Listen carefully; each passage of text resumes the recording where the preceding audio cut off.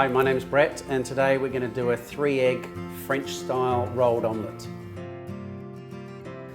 To start off, we're warming our pan because we need our pan to be nice and hot for this omelette. We're doing a 3-egg omelette today.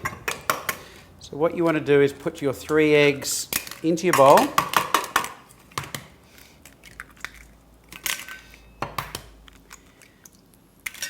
And using a fork, just give them a little bit of a whisk up. A little trick with this omelette is don't add any salt and pepper until after you've started cooking your omelette. What the salt does, it breaks down the albumin in the egg and makes your omelette very flat and dull looking. We want to keep that nice air in our omelette. So our pan's nice and hot.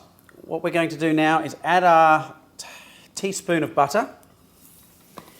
We're going to let that melt quickly. Once it's nearly melted, then we can add our egg and start cooking our omelette. So throw that in. And we want to work quite quickly. So you work from the outside into the middle.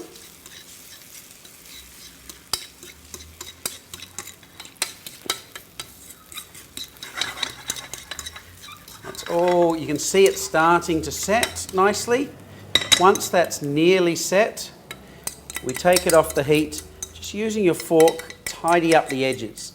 The edges is what gives your omelette the stability to roll.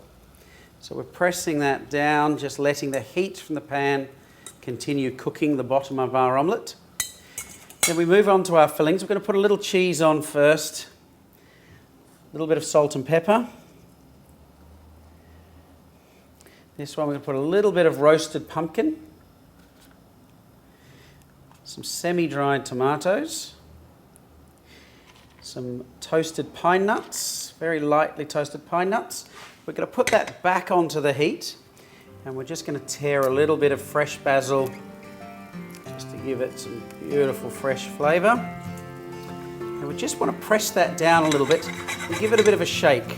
The shake shows that the omelette is set on the bottom. We can see it's cooked on the top. And it's also, the cheese is melting nicely. Now the trick with this is to roll it, just give it a tap. As it starts to come out, you can turn that over.